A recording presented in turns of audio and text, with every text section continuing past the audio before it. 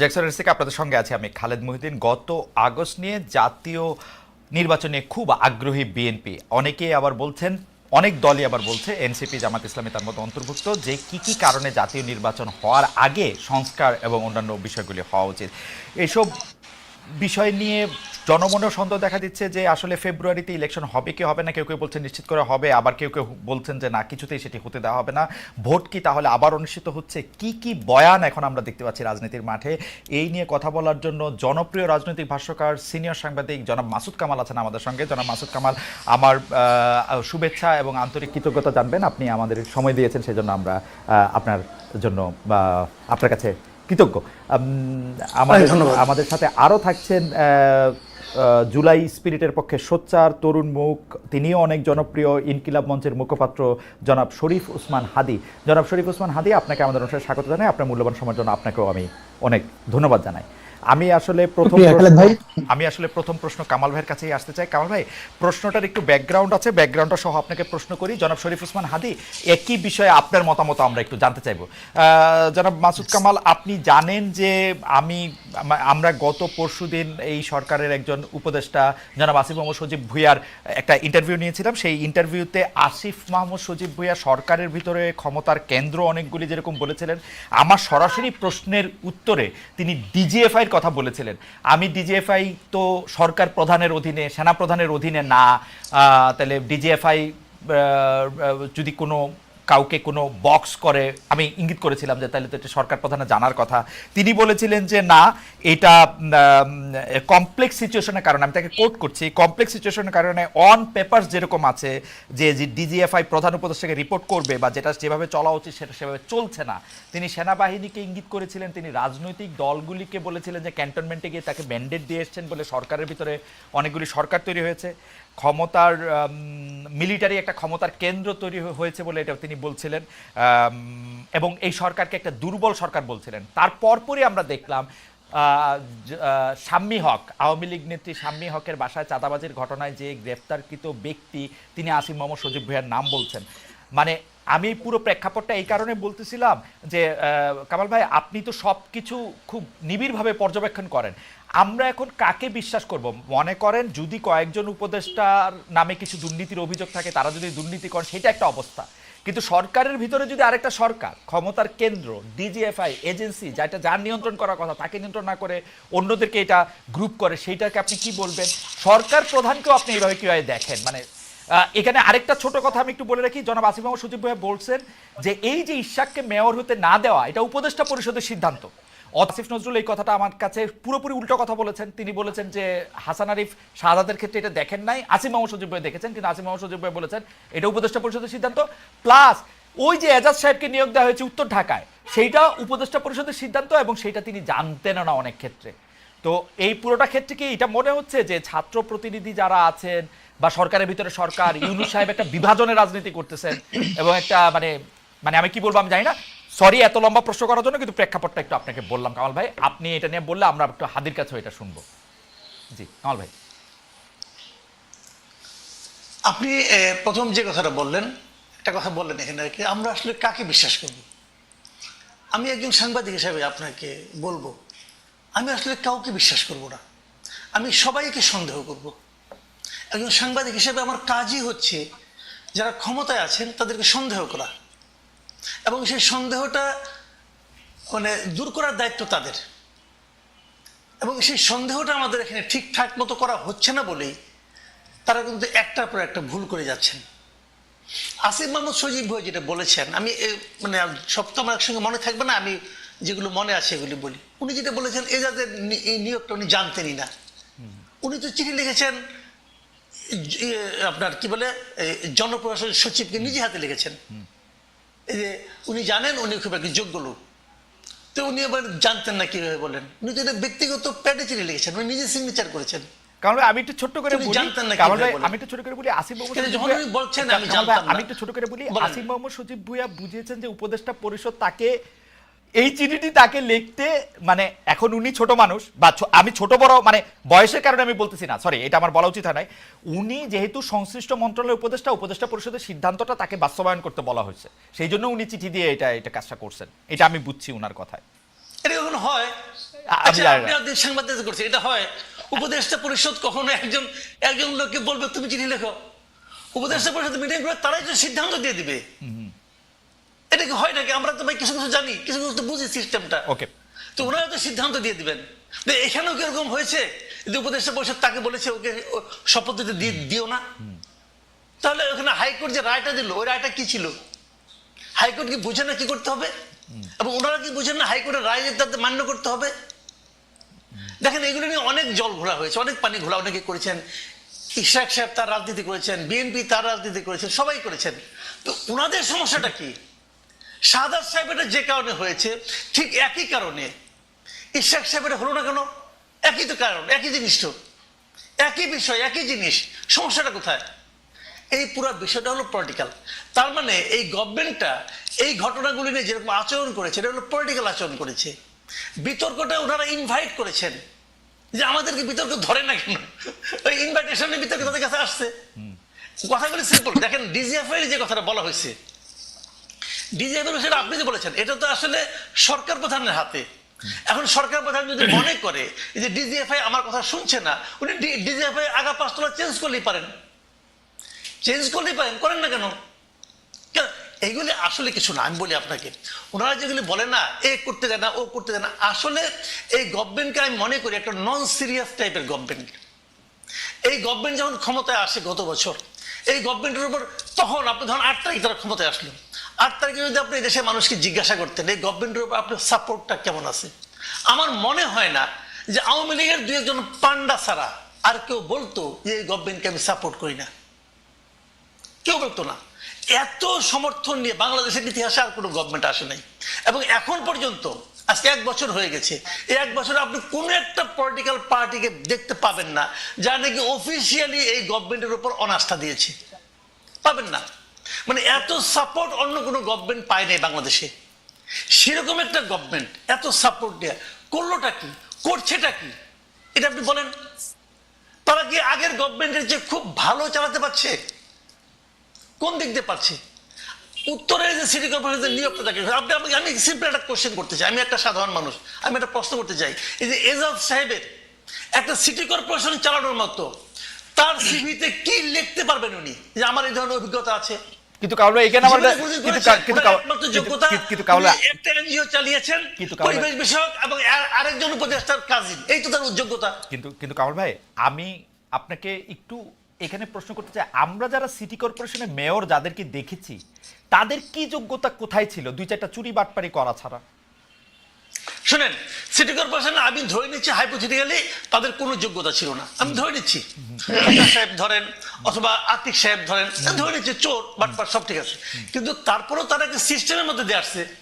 সিস্টেমটা কি? যে জনগণের ভোট নিয়ে আসছে অথবা ভোটের নামে নাটক করে আসছে, যাই হোক একটা সিস্টেমে তো আসছে। উনি আসছেন কিসের মাধ্যমে? এটা বুঝান না রে ভাই।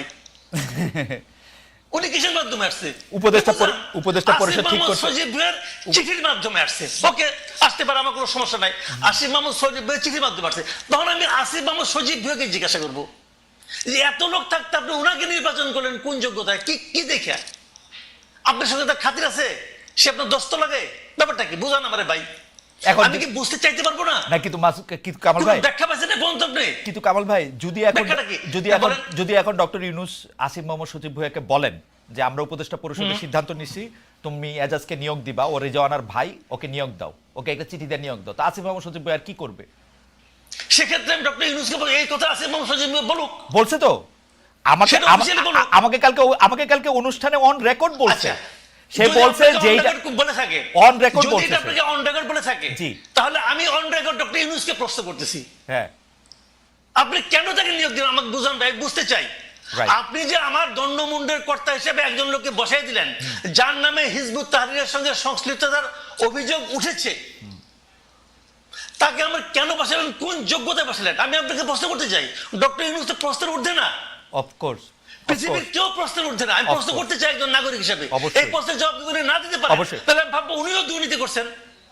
আপনি কি কামাল ভাই, আমরা আবার আসবো আপনার কাছে। আপনি কি ওই ডিজিএফআইটা নিয়ে আর কোনো কিছু বলবেন, যে ষড়যন্ত্রের কথা আসলে নাসিরুদ্দিন পাটোয়ারি বলে মিটিংয়ে, আসিম মোহাম্মদ সজীব ভাই বলতেছে, নাহিদ সাহেবও বলছেন কিছুদিন আগে, এনসিপিও বলতেছে, এটা নিয়ে কি আরেক দুই লাইন বলবেন আপনি, যে মানে এইটাকে আপনি আসলে কিভাবে দেখেন, যে সত্যি সত্যি কি এই এজেন্সিগুলি কারো বিরুদ্ধে কেউ এরকম করতেছে কিনা? এজেন্সিগুলি করতেছে না এটা আমি বলবো কিসের বিবেচনা, আমার হাতে তো কোনো তথ্য প্রমাণ নাই। Okay. আবার করতেও পারে, আবার করতে নাও পারে। এবং যদি করতে থাকে তাহলে এখনই করলো না আগে করে নাই, তাও আমি বলবো না। সমস্যাটা কি হয়েছে আমি বলি, যদি কিছু করে অথবা না করে, যখন কোনো একটা বিষয় আমার বিরুদ্ধে যায়, যখন কোনো একটা বিষয় আমাকে বিব্রত করে, তখন আমি কিন্তু একটা ভিলেন খুঁজে বেড়াই। এটা হলো আমাদের দেশের সাধারণ মানুষের মানসিকতা, আমারও মানসিকতা তাই। তখন আমি করে কি, যদি আমি নিজে দোষী হই, আমি কিন্তু আমার দিকে তাকাই না, আমার দিকে তাকানো উচিত যে আসলে কি এই জন্য আমি দায়ী। আমরা করে কি আমার দিকে তাকাই না, আমি একটা ভিলেন খুঁজে বেড়াই। যখন কোনো ভিলেন না পাই, তখন একজনকে এমন এক লোকের নাম বলি অথবা এমন একটা সংস্থার নাম বলি যাকে আমি ক্রস চেক করতে পারবো না। ওকে ওকে, আমি এটা খুবই ইন্টারেস্টিং কথা বলছেন কামাল ভাই। আমি আপনাকে এই জায়গায় একটু আপনার কাছ থেকে একটু জনাব হাদির কাছে একটু যাই। জনাব হাদি, একই প্রশ্ন, আমি প্রশ্নটাকে এরকম করতে চাই, আপনি কি আসলেই মনে করেন কিনা সরকারের ভিতরে একটা সরকার আছে এবং কারো কারো বিরুদ্ধে ষড়যন্ত্র হতেছে, সেটার জন্য এজেন্সিকে কাজে লাগা হইতেছে, এবং এইটার জন্য এটা আপনি সরকার প্রধানকে বা সরকার যারা চালাইতেছে তাদেরকে আপনি আসলে দায়ী করেন কিনা? আমি আসিম মোহাম্মদ সজীব ভুঁইয়ার অবস্থা দেখেই বলতে চাই, চাঁদাবাজির জন্য যে গ্রেপ্তার, যিনি রিমান্ডে ছিল, তার একটা ভিডিও ফাঁস হয়েছে, সেই জায়গা ধরেও যদি আপনি একটু বলেন। জনাব হাদি। আসসালামু আলাইকুম, ঠিকানার দর্শকদেরকে শুভেচ্ছা। দেখেন, প্রথমত হলো আমাদের আলোচনাটা ওই যে উত্তরের সিটি কর্পোরেশনের মেয়র বা ওদিকে মোড় নিয়ে যাচ্ছিল। তো ব্যাপার হলো তাকে ডিফেন্ড করা বা কোনো কাজ আমাদের না। আমি শেষ থেকে একটু শুরু করি আপনার সাথে। যেমন ডিজিএফআই প্রশ্ন যেটা এসছে, এখন দেখেন এখানে একটা খুবই গুরুত্বপূর্ণ ব্যাপার হলো যে এজেন্সিগুলো রাষ্ট্রের অত্যন্ত গুরুত্বপূর্ণ পজিশনে থাকে, তাকে রাখতেও হয়, কিন্তু আমাদের জুলাইয়ের পরে যেটা কাজ ছিল, যেগুলোকে প্রফেশনাল করে তোলা, আরো বেশি প্রফেশনাল করে তোলা। ফ্যাসিবাদ হাসিনা মিলে যেটা করেছিল, এই প্রফেশনাল প্রতিষ্ঠানগুলোকে শতভাগ আওয়ামী লীগের, সোজা কথা আপনি ধরেন নাজি বাহিনী তাদের যে ভিন্ন ভিন্ন এরকম সেগমেন্ট তৈরি করেছিল, এরকম এনএসআই, ডিজিএফআই রাষ্ট্রের সব থেকে গুরুত্বপূর্ণ অর্গানগুলোকে তাদের পার্টির পান্ডা বানিয়ে ফেলেছিল। তো এখন আমরা যেটা প্রত্যাশা করেছি যে তাদের ওই দীর্ঘ কালচার তারা পরিবর্তন করে, তারা প্রফেশনালি রিয়াক্ট করবে। আমি আপনাকে শুধু একটার সাথে ধরাই দিতে চাই, ধরেন এই যে 5ই অগস্ট ঘোষণাপত্রের দিন এনসিপির কিছু লোকজন কক্সবাজার গেল।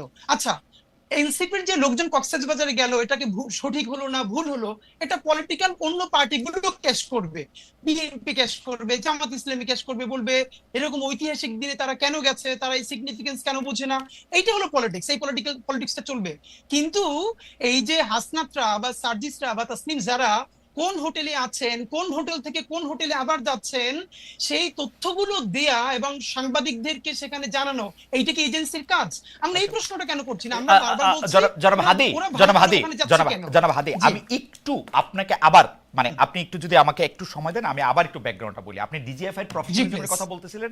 15 বছর হাসিনা শাসনের ডিজিএফআই কে একটা দলীয় বাহিনীর মতো ব্যবহার করা হয়েছে, এজেন্সিগুলিকে একটা দলীয় বাহিনীর মতো করে ব্যবহার করা হয়েছে। আসলে ডিজিএফআই কে এরকম দলীয় বাহিনীর মতো ব্যবহার করা শুরু হয়েছে এরশাদ সাহেবের সময়, তারপরে এটা বেগম খালেদা জিয়ার সময়, 9/11 এর সময় যে সরকার আসে, ডিজিএফআই সেই সরকারের বাহিনী হিসেবে ব্যবহৃত হয়।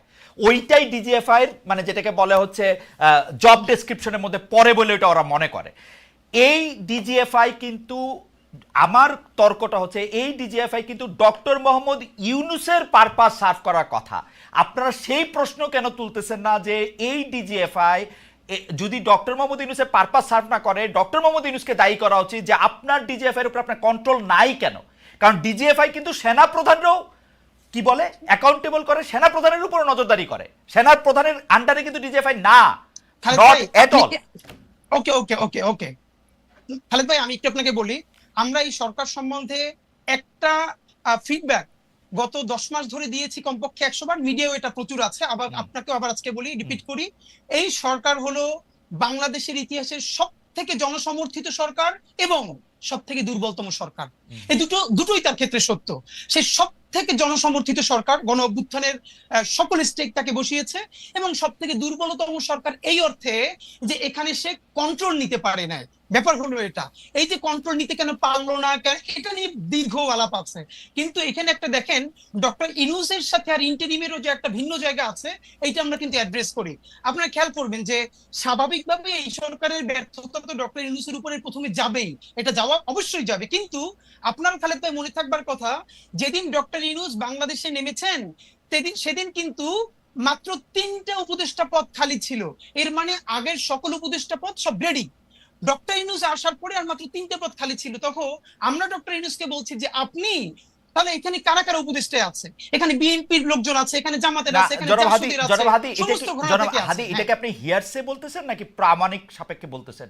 কারণ আমরা জানি ডক্টর মোহাম্মদ ইউনূস হাসপাতালের বেডে শুয়েও উপদেষ্টা পদ চেঞ্জ করেছেন। মানে আমরা তো আর, আমি ডক্টর ইউনূসের সাথে উনি প্রধান উপদেষ্টা হওয়ার পরে আমার কোনো কথা হয় নাই, কিন্তু আগের কথাও মানে আমি জানি যে আপনি যে বলতেছেন উপদেষ্টা পদে নিয়ে নেওয়া হয়েছিল, তো সেই 3 উপদেষ্টা পদে কি ডক্টর মোহাম্মদ ইউনূস ওই স্বাস্থ্য উপদেষ্টা, তারপরে এই যে এদের নিয়োগ দিচ্ছেন, এই যে এনজিও আরো 2জন যে এনজিও তাদের নিয়োগ দিচ্ছেন? না, হতে পারে, মানে হতে পারে, কিন্তু আমরা হলো যেটা বাকিদের কে নিয়োগ দিছে? এই সমস্ত গণ অভ্যুত্থানের শক্তি সবাই মিলে দিচ্ছে, কারণ পলিটিক্যাল পার্টি সবাই বসছে, বিএনপি বসছে, জামাত বসছে, এবি পার্টি বসছে, ছাত্ররা বসছে। কিন্তু আমাদের তর্কটা ওই জায়গা না। আমরা ভাই আপনারা যেটা মূলত বলতে চাই, দেখেন এই যে মাসুদ ভাই এখন পর্যন্ত যেটা বললো, মুশকিলটা হইলো, যেমন আপনি আমার সরাসরি আমার একটা পরিচয় আছে যে আমি এই জুলাই বিপ্লবের বলি অথবা জুলাই গণ অভ্যুত্থানের বলি, এটার একটা শরিক। আমরা সবাই মিলে হাসিনাকে তাড়াইতে বাধ্য করছি, এর মানে এগুলো ব্যাপারে আমাদের কোনো গ্লানি নাই। কিন্তু মাসুদ ভাইয়ের ক্ষেত্রে যেটা ব্যাপার, মাসুদ ভাই দেখেন, আপনি যখন কথা বলছিলেন, আপনাকে তখন মাসুদ ভাই প্রথমে বলেছে একটা যে লীগের পান্ডা ছাড়া আর কেউ এটাকে অস্বীকার করবেন, এর মানে লীগকে তিনি প্রথমবার পান্ডা বললেন। এটা শুনে তো দর্শকরা খুশি হবে। একটু পরেই যে কাজটা মাসুদ ভাই করেছেন, ওইটাই হলো বাংলাদেশের জন্য সামনে। জনাব হাদি, আপনি কি মাসুদ ভাইয়ের কথা বিশ্লেষণ করবেন? তাহলে আপনি মাসুদ ভাইয়ের কথা বিশ্লেষণ করেন, আমি আপনাকে স্মরণ করাই দেই যে মাসুদ ভাই লীগকে পান্ডাই প্রথমবার বলতেছেন না, দর্শককে খুশি করার জন্য বলতেছেন না, এবং গত 15 বছর ধরে অন্তত পক্ষে 50,000 বার তিনি এইসব কথা বলেছেন।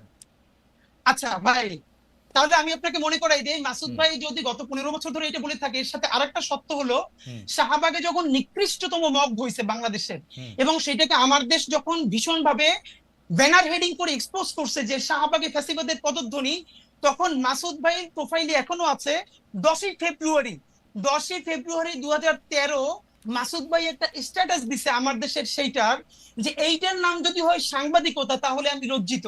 এর মানে যেই শাহবাগ বাংলাদেশের বিচার ব্যবস্থা ধ্বংস করছে, রাষ্ট্র ধ্বংস করছে, পুরো সিস্টেমকে কোলাপস করছে, সেইটাকে যে পত্রিকা এক্সপোজ করার পরে পত্রিকার সম্পাদক জেল কাটছে, মাথা তার উড়ে দিছে। কিন্তু আপনাকে আমি আরেকটু মানে একটা সেন্টিমেন্টাল জার্নি করাই। আমার দেশ পত্রিকা কিন্তু শাহবাগের এই আন্দোলনকে সমর্থন করেছে। আপনি 2013 সালের 6 ফেব্রুয়ারি, 7 ফেব্রুয়ারি, 8 ফেব্রুয়ারি পত্রিকা দেখেন। 9 ফেব্রুয়ারি বা 10 ফেব্রুয়ারি, আমার আপনার মতো এত শার্প ব্রেন না, কিন্তু 9 ফেব্রুয়ারি এসে তারা এটাকে প্রতিধ্বনি বলেছেন, ফেসিবাদের প্রতিধ্বনি হোক, যে প্রতিধ্বনি বলেছেন সেটা বলেছেন। এখন ঘটনা হইতেছে যে আমরা সাংবাদিকতা ছাত্র ভাই, আমরা কোনো একটা পত্রিকার রিপোর্টে যখন একটা অবজেক্টিভ জায়গা থেকে যখন একটা সাবজেক্টিভ জায়গা নেওয়া হয়, আমরা আমাদের প্রাইভেট ওয়ালে, মাসুদ ভাই জবাব মাসুদ ভাই দিবেন, মাসুদ ভাই আমার থেকে, মানে আমি মাসুদ ভাই একদল করি এরকম ব্যাপারটা না, কিন্তু আমরা যখন কোনো কিছু সাবজেক্টিভ, মানে এটা আমাদের ট্রেনিং ভাই, কোনো কিছু যখন অবজেক্টিভ জিনিসটা যখন সাবজেক্টিভ হইতে দেখি, আমরা এটাকে প্রতিবাদ জানাবো। এবং আমরা কিন্তু প্রথম আলোর মন্তব্য প্রতিবেদনেরও প্রতিবাদ জানাতে দেখছি যখন এটা অবজেক্টিভিটির জায়গা থেকে সেটা সাবজেক্টিভিটিতে গেছে। একই খালেদ ভাই, এই আলাপটা হলো পলিটিক্যাল কারেক্টনেসের জায়গা। মাসুদ ভাই তো শুধু সাংবাদিক না, মাসুদ ভাই মূলত যেটা করে এটা অ্যাক্টিভিজমই করে, এটা তো সমস্যা না। পৃথিবীর বহু বড় সাংবাদিকরা প্যারালালি সাংবাদিক এবং অ্যাক্টিভিস্ট, কোনো সমস্যা নাই। কিন্তু সমস্যা হলো মাসুদ ভাই যখন এই যে শাহবাগের প্রতিধ্বনি যখন আমার দেশ বলে, এইটা যদি সাংবাদিকতা হয় তাহলে মাসুদ ভাই যখন লজ্জা পায়, সেই মাসুদ ভাই এইমাত্র যেটা করলো, সে লীগকে পান্ডা পইলে পরের লাইনে বলতেছে যে আগের সরকারের চেয়ে ভালো চালাতে পারছে, এই সরকারের হাজারটা সমস্যা আছে, আমরা বলবো এই সরকারের দায়ও বাংলাদেশের সকল জনগণের, যে যা যা পারবে না। কিন্তু আপনি কি এটাকে কোনোভাবে গত ফ্যাসিবাদী আমলের সাথে তুলনা করতে পারবেন? কেন তুলনা করলে কি হবে? আমি বলবো হাসিনা ফেসিবাদী সরকার ছিল, কিন্তু এই সরকার ফেসিবাদী না, কিন্তু হাসিনার চেয়ে অর্থনৈতিক বা রাজনৈতিকভাবে ভালো চালাইছে কি খারাপ চালাইছে। আমি যদি দেখি হাদি, আপনি আপনি আমাকে বলেন, কালকে আসিফ মাহমুদ সজীব ভুঁইয়া আমার অনুষ্ঠানে এসে বলছে যে এই সরকারের ভিতরে সরকার তার বিরুদ্ধে ষড়যন্ত্র করতেছে, এটাকে আমি কি বলবো, ভালো বলবো? না না, আপনার আমি বলবো ও আয়সা বলছে যে ডিজিএফআই তার জায়গা থেকে ছবি তুইলা এজেন্সি করে বিদেশে পাঠাইতেছে, আমি এটাকে ভালো বলবো এই সরকারকে? যখন আমি জানি যে ডিজিএফআই হচ্ছে, যখন আমি জানি যে ডিজিএফআই হচ্ছে ডক্টর মোহাম্মদ ইউনূসের আন্ডারে। খালেদ ভাই, এই সরকারের সবথেকে বেশি সমালোচনা ইনকিলাব মঞ্চের চেয়ে বেশি কেউ করে নাই, শব্দ ধরে ধরে, বাক্য ধরে ধরে গত একটা বছর। আপনি জাস্ট পত্রিকা দেখেন, আপনি মিডিয়া দেখেন, কিন্তু প্রবলেম হলো আপনি যখন ফ্রেমিংটা, আপনি যখন একটু আগে বললো না যে, এই যে ভাই একটু আগে বললো যে, আপনি যখন জিজ্ঞেস করলেন মাসুদ ভাইকে যে তাহলে এর আগের যে ওই যে বর্তমান যে উত্তরের মেয়র সে যোগ্য না, তাহলে আসলে যোগ্যতাটা কি? তখন ভাই বলল যে ধরে নিচ্ছি তারা চোর, মানে ধরেন খোকা ভাইয়ের কথা বলেছে, আদিক সাহেবের কথা বলেছে, এর মানে মাসুদ ভাই বলছেন ধরে নিচ্ছি চোর, এর মানে কি চোর ধরে নেওয়া লাগবে? তারা চোর না, আমি আপনাকে বলি, আপনি অনেক জনপ্রিয় মানুষ, প্রচুর লোক আমাদের এখানে আপনাকে দেখতেছে, কিন্তু আপনি কিন্তু মানে আমি জানি না মানে আপনি খেয়াল করতেছেন কিনা, ধরে নেই চোরের পাশাপাশি উনি যেই কথার উপর স্ট্রেস দিচ্ছেন সেইটা হচ্ছে যে উনারা একটা সিস্টেমের মধ্যে আসছেন, ভোট বা ভোটের নামে প্রহসনের নামে, ভোটের নামে প্রহসনের নামে, আর উনি আসছেন আর এজাজ সাহেব আসছেন কালকে আসিফ মাহমুদ সজীব ভাই বলছে যেটা সরকারের উপদেষ্টা পরিষদ সিদ্ধান্ত নিয়েছে আমাকে দিয়ে, মানে আমি এটা এক্সিকিউট করছি মাত্র। এখন খালেদ ভাই, এটা কি আপনার কাছে ভালো সিস্টেম লাগতেছে হাদি? আমার কাছে ভালো উত্তর আছে, জি, আমার কাছে ভীষণ ভালো উত্তর আছে, আমি দিব না। যদি আমি সরকারের স্পোক্স পারসন হইতাম আজকে, আমি যদি শফিক ভাই হইতাম অথবা আমি যদি এনসিপির মুখপাত্র হইতাম, তাইলে আমি উত্তরগুলো দিতাম। কিন্তু আমি যেহেতু ইনকিলাব মঞ্চের মুখপাত্র, এই সরকারের আমি তো হাজারটা ক্রিটিক করি, সুতরাং আমি তাকে ডিফেন্ড করব না। আমি শুধু বলে নিচ্ছি যে এই যে শব্দগুলো চয়নের জায়গা, যে ধীরে ধীরে যেরকম ন্যারেটিভ নির্মিত হয়, আমি শুধু এই জায়গাটা ফোকাস আমি আমার মনে হয় যে আমি হাদি সাহেবকে বুঝতে পেরেছি। আমি কামাল ভাই আপনার কাছ থেকে একটু জানতে চাই, এইটা কিন্তু সত্যি কথা, আপনি মাঝে মাঝে যেহেতু আপনি অনেক জনপ্রিয় মুখ, আপনার কথায় শব্দ চয়নে অনেক সময় মনে হয় যে আপনি আওয়ামী লীগকে এই সরকারের থেকে ভালো বলতেছেন, আওয়ামী লীগ আপনার দ্বারা বেনিফিটেড হতেছে, এইটাও মনে হয়। এবং আপনি হাদিকে শুনেছেন, আমার কোনো প্রশ্ন এই পর্যায়ে নাই, আপনি যদি এটাকে একটু অ্যাড্রেস করেন। সরি, দেখেন আমি বলি আপনাকে, জি, আমি কিন্তু মানে এখানে হাদি যে কমপ্লেনগুলো আমার বিষয়ে তুলেছেন, আমি খুব খুশি হয়েছি এই কারণে এই প্রশ্নগুলোর আমি আসলে জবাব দিতেই চাই, কিন্তু দেওয়ার সুযোগ পাই না। মনে করুন আমি যদি হুট করে বলি, বলবো যে ভাই তোমার তো কিছু জিজ্ঞাসা করে না, তুমি এটা বলো কেন? তো এটা কি ঝামেলা? তো প্রশ্নগুলি উত্তর দেওয়া আসলে দরকার। আমি একটা একটা করে বলি। প্রথমত বলি, শেষ থেকে বলি, যে এই সরকারের চেয়ে আওয়ামী লীগ সরকার ভালো, এটা আমি কখনো উচ্চারণ করিনি এবং ঘুণাক্ষরে চিন্তাও করি না। আমি চিন্তাও করি না, এটা আমার চিন্তার বাইরে। কারণ এই সরকার খারাপ কিছু করলে আমরা বলতে পারতেছি। আমি ডক্টর ইউনূসের কোনো একটা কাজ পছন্দ না হলে আমরা বলতে পারতেছি। হাসিনা সরকারের সময় আমরা সরাসরি বলতে পারতাম না, আমিও বলতে পারতাম না, আমি অনেক কিছু বলছি। আমি হাসিনা গভর্নমেন্টের বিরুদ্ধে, তার কর্মকাণ্ডের বিরুদ্ধে, বিভিন্ন কাজের বিরুদ্ধে অনেক কিছু বলছি, কিন্তু এখন যেভাবে সরাসরি বলি, এতটা সরাসরি বলতে পারতাম না। কারণ আমার কিন্তু কেউ থ্রেট দেয় নাই। আমি আবার বলি আপনাকে, আমার এই হাসিনা সরকারের আমলেও কেউ কখনো থ্রেট দেয় নাই, এই সরকারের আমলেও আমার কখনো কেউ থ্রেট দেয় নাই। আমি বলেন যে দেয় না, আমাকে বলে হাসিনা সরকার আমলে থ্রেট দেয় নাই, তার মানে তুমি তলে তলে আওয়ামী লীগ আসিলা, তাহলে তো এই সরকারের আমলে তো আমার কেউ থ্রেট দেয় নাই, তাহলে আমি তলে তলে এর সঙ্গে আসি না। কামাল ভাই, আমি একটু যোগ করি, হাসিনা সরকার আমলে এটা ভয়াবহ ছিল, কারণ আমি যেহেতু এই বিজনেসে আসি, মানে সরি এই চাকরিতে আসি 28-29 বছর ধরে, আমি কিন্তু খেয়াল করি। কামাল ভাই আপনি দেখেন, এখন কিন্তু যে কোনো টেলিভিশন, যে কোনো আপনাকে ডাকতে দ্বিধা করে না, বরং আপনাকে চায়, আপনি সময় দিতে পারেন না, যদিও আপনি সরকারের প্রতি অনেক বেশি ক্রিটিক্যাল। কিন্তু যখনই আপনি আওয়ামী লীগ সরকারের প্রতি ক্রিটিক্যাল ছিলেন, আমরা বিদেশে বসে আপনাকে পাইতে হইতো, অন্য টেলিভিশন আপনাকে ডাকতে সাহস করতো না। এই একটা স্পষ্ট তফাৎ কিন্তু আছে, এই স্পষ্ট তফাৎ বুঝতাম না। জি, আমি ওটা আমি বুঝতাম না, কিন্তু আমি যেটা বুঝতাম, আমি বলি আমাকে 2-1 বার ডিজিএফআই থেকে কফি খাওয়ার দাওয়াত দিছে, রাইট, আগের আমলে, বাট আমি যাইনি। আমি বলছি আমার সময় নাই, তারা কিন্তু আমার সাথে অভদ্র আচরণ করে না, ধমকায় নাই। এখন তাই বলে কি ওদেরকে আমি সমর্থন করি? নো, কোনো বিবেচনাতেই করি না। এবং আমি আবারও তো বললাম যে আমি এই সরকারের চেয়ে ওটাকে ভালো, বেটার, এটা মনে করার কথা আমি চিন্তাও করি না। কারণ ওই সরকারে এত এত সমস্ত লোক ছিলেন, খোদ সরকার প্রধান থেকে শুরু করে শেখ হাসিনা সম্পর্কে আমি যে সমস্ত কথাবার্তা বলেছি, হাদি হয়তো ভুলে গেছে, হয়তো অন্য কিছু নিয়ে ব্যস্ত ছিল, আমার মতো ক্ষুদ্র মানুষের কথা তার খেয়াল করার দরকার নাই। কিন্তু আমি আবারও বলি যে আমি কখনোই তাদেরকে, মানে আমি মনে করি বাংলাদেশের সবচেয়ে বড় ক্ষতিটা শেখ হাসিনা এবং তার আশেপাশের লোকজন করে দিয়ে গেছেন ভাই। এটা রিয়েলিটি, এটা মানতে আমার কোনো দ্বিধা নাই, আগেও ছিল না এখন। এখন আমি টু দ্য পয়েন্ট একটা প্রশ্নের জবাব দিই, যে প্রশ্নের জবাব আপনি কিছুটা দিয়েছেন। সেটা হলো যে শাহবাগের ওই আন্দোলন নিয়ে, ওইটা নিয়ে ওই সময়ে ইনকলাবের যে জিনিসটা হয়েছে, আমি ওইটাকে জার্নালিজম মনে করি না। না ইয়াতে আমার দেশ পত্রিকায় আমি মনে করি আমার দেশ, সরি ইনকলাব তো আমার দেশের, ওটাকে আমি জার্নালিজম এখনো মনে করি না। আমি মনে করি অ্যাক্টিভিজম এবং জার্নালিজম দুটো ডিফারেন্ট জিনিস, টোটালি মানে আলাদা জিনিস একটা। উনি যেটা করেছেন, মাহমুদুর রহমান সাহেব, উনি আসলে সাংবাদিক না তো ভাই, এটা বলে লাভ নাই। উনি কমন সেন্স দিয়ে সাংবাদিক। আমার একটা প্রশ্ন আছে, কারণ ভাই আপনি আমার দেশের মাহমুদুর রহমান সাহেবের জার্নালিজমকে জার্নালিজম মনে করলেন না, কিন্তু 10 বছর ধরে আমাদের অন্যান্য পত্রপত্রিকা বা সাংবাদিকরা যা করছে তা কি জার্নালিজম ছিল? তারই কি আপনি এত কঠিনভাবে আক্রমণ করছেন, নাম ধরে বলছেন যে ইস্যু আসে নাই? আমি একটা কথা বলি আপনাকে, কয়েকদিন আগে জনকণ্ঠ দখল হয়ে গেল, কয়েকদিন আগের কথা, দখল হয়ে গেল, আবার চলে আসলো, ওরা আবার আপোষ করে ফেলাইলো। জনকণ্ঠ যখন দখল হলো, আমি দখল হওয়াটাকে কিন্তু আমি সমালোচনা করেছি। আবার পাশাপাশি আমি এটাও বলেছি যে শামীমা খান কিভাবে জনকণ্ঠের সম্পাদক হয়েছেন এটা আমি বুঝতে পারি না, কারণ আমি জনকণ্ঠে সাংবাদিকতা করেছি টানা 12 বছর। কিন্তু কামাল ভাই, এবং শামীমা এখানে একদিনের জন্য ওখানে আসেন নাই, কিন্তু কামাল ভাই হাজবেন্ড মারা যাওয়ার পরে উনি সম্পাদক হন কিভাবে? কিন্তু কামাল ভাই, আমি বুঝি না। কামাল ভাই এটা বলতে পারবো না। কামাল ভাই, আতিকুল্লাহ খান মাসুদ কিভাবে সম্পাদক হয়েছেন জনকণ্ঠের সম্পাদক, সেই প্রশ্ন তো আপনি তুলেন নাই। মাহমুদুর রহমান সাহেবের যে যোগ্যতা আছে, ওটা আমি তুলছি, আতিকুল্লাহ খান মাসুদ তুলেছি, আমি বলি আপনাকে, ওটাও আমি তুলেছি, কেন তুলবো না? ওইটা আমি বলি, ওটা আমার একটা লেখা আছে ভাই।